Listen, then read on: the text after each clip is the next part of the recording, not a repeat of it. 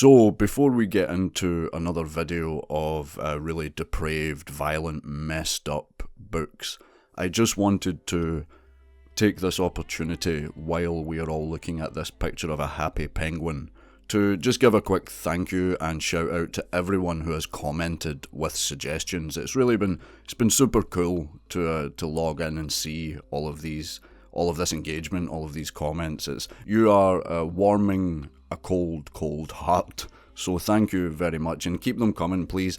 On that front, if anybody is interested in doing like a read-along, a sort of like a pseudo book club style thing, I have just started reading Hog by Samuel Delany. It seemed to be a big suggestion for like the roughest, most depraved book, and we just did the 120 Days of Sodom, and people are still suggesting Hog. So I have started reading it, and I will be doing a video on it. I have some thoughts already, so if you're interested, grab it. I will leave. Also, the good Lady Reaper has handed me a copy of 69 Things to Do with a Dead Princess by Stuart Home, which I'm very excited about as well. So either of those two books, if you are interested, or both of them, I will leave the link in the description for purchasing them either digitally or physically if you would like to grab them, and give us a couple of weeks to read them, compose some thoughts, which I definitely have thoughts on Hog. So a couple of weeks to compose some thoughts, and then we will do a video on those two books, and we can do that together if you're interested. Anyway, The Wasp Factory by Ian Banks. So this is a book that is pretty near and dear to my heart. It's a Scottish book. It's set in a Scottish island, a remote Scottish island. It's by a Scottish author, Ian Banks, who you may be aware of him. He's a sci-fi author, primarily. I think he did some sci-fi that was unpublished, and so he wanted to do a book that was more interesting to the publisher, so he wrote this lovely wee ditty. So The Wasp Factory is told, much like Blood Meridian that we spoke about in a previous video. It's from the perspective of a young boy, this time a 16-year-old, so a little bit older than the kid in Blood Meridian. But Frank is the name of this 16-year-old. Frank lives on a remote Scottish island. Doesn't really know of his mother, and he's troubled. I think that's putting it lightly. He's a troubled young man. He likes to torture animals, just to put it bluntly. There's a lot of animal torture in this. That's how he passes his time on this lonely island. He has a little dwarf friend that he sees, but mostly murdering small animals and insects. Like I say, he has a little dwarf friend. He has zero contact with the outside world, and there isn't really any records of him even existing in the first place. He has no medical records. There is no GP. There isn't a GP for American, but there is no local doctor on this island that he goes to visit. Also, pretty important information, he was savagely attacked when he was a very young boy. He was mauled by a dog, and the dog took trophies. He is going without pieces of himself. The dog mauled a very specific area, so he's not anatomically correct anymore, which, as you can imagine, plays on his mind a little bit. He's a little bit messed up by this. His dad is basically useless. His dad is awful, and his dad has a bad leg. So he can't. The upper levels of the house, the attic and the loft, are inaccessible to his father.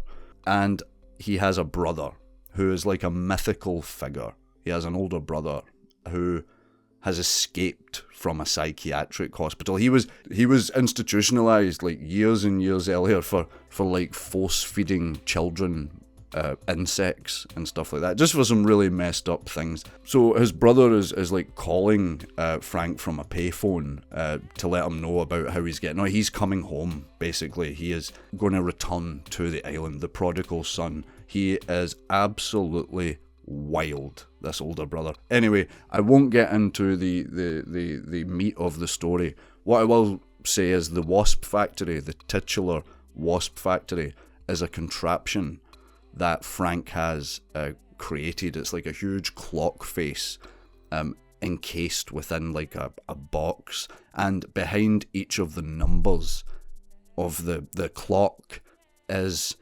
basically a pit that will kill the wasp that Frank puts into the machine. It will enter the machine and it will fall into one of the numbers, which will either burn it or crush it or stab it up, or it will be Frank's peed in it, so it will drown in Frank's pee.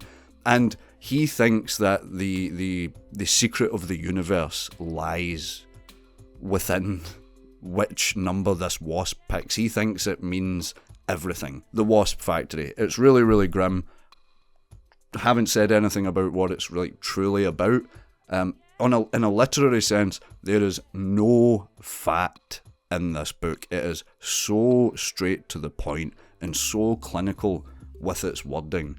It is it's just so matter of fact, and believe it or not, it is funny. Like there is a lot of very, very, very funny moments of like levity.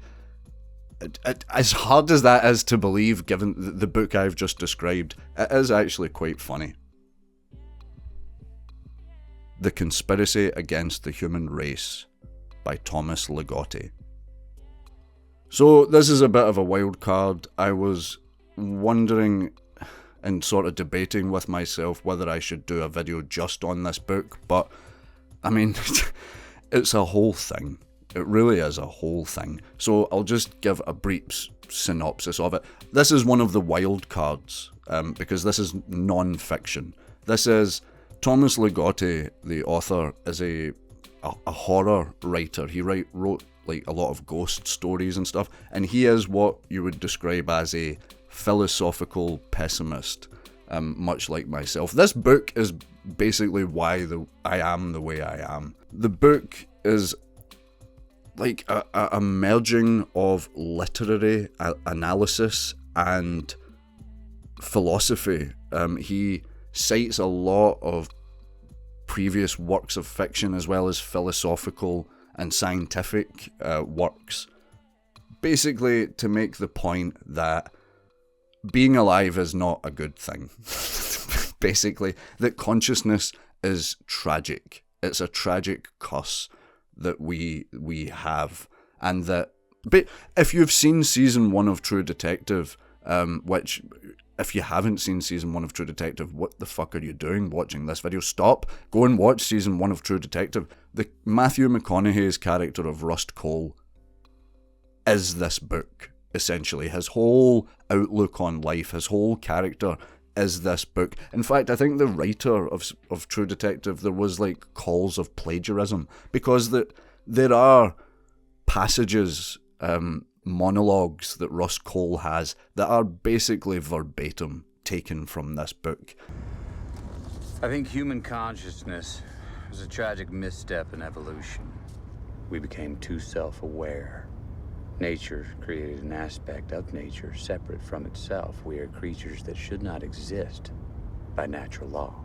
We are things that labor under the illusion of having a self, this accretion of sensory experience and feeling, programmed with total assurance that we are each somebody, when in fact everybody's nobody. The honorable thing for our species to do is deny our programming. Stop reproducing. Walk hand in hand into extinction. One last midnight, brothers and sisters opting out of a raw deal. I tell myself I bear witness. The real answer is that it's obviously my programming.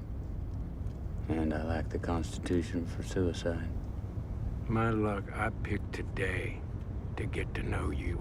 This is the kind of book that is really, if you're willing to question your outlook on life, basically.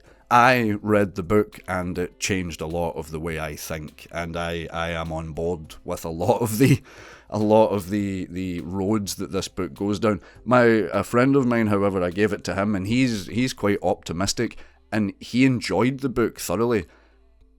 But it reaffirmed his optimism in him that yes, he absolutely appreciates having this presented to him, that this is a way of thinking, but he doesn't think that way.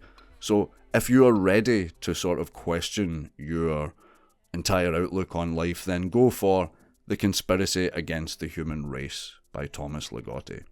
The second wild card is Crossed by Garth Ennis.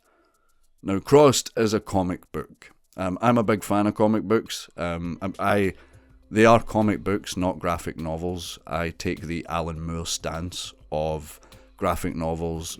Graphic novel is just a term that adults who read comic books created so that they could feel better about being adults that read comic books. And there's nothing wrong with being an adult that likes comic books. Comic books are great. And in the case of Crossed, are the most depraved, like the way in a previous video, if you've not seen the Marquis de Sade 120 Days of Sodom video, and the way that is the written word just confronting you with the most depraved things just imaginable. An artist has drawn it for you. Basically, an artist has drawn it and you can see it as well. Crossed is, it's not fair to say that it's a zombie story, because cards on the table, I'm not a big fan of zombies. I'm not a big fan of the zombie subgenre. George A. Romero, the man who created it, pretty much said, and he has made a lot of zombie films, and throughout the course of those zombie films, he has said everything interesting that there pretty much is to say. He has squeezed that lemon. The zombie lemon has been squeezed dry by the man who created the subgenre. So the main distinction between zombies and crossed don't become mindless. When you are infected with the crossed virus, which is so named because a rash forms between your eyes and down your nose and then across your brow, forming a cross on your face.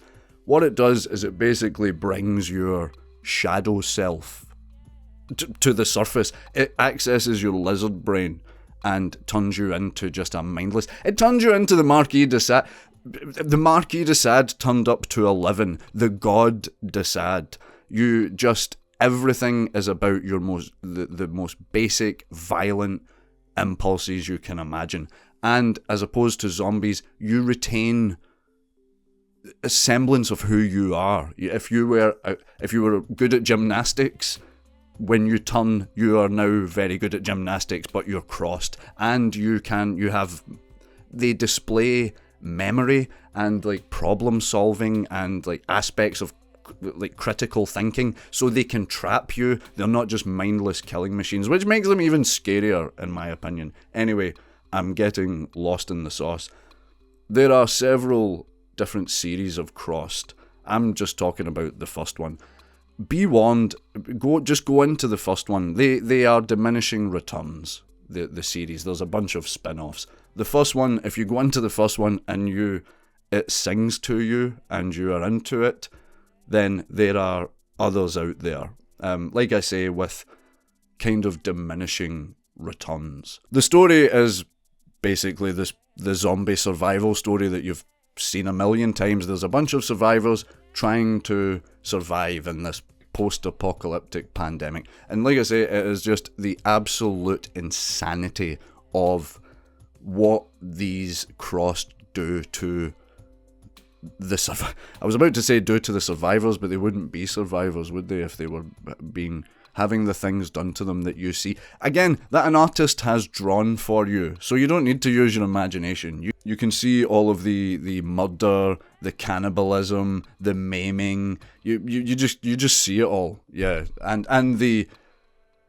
lots of sexual violence, it has to be said, as it seems to be with all of these stories. It's not like these are the ones I'm deliberately picking out, but yeah, they all seem to descend into that. And Crossed, doesn't descend into that, it just starts with that. It comes in heavy, it comes in hot. Anyway, Crossed by Garth Ennis.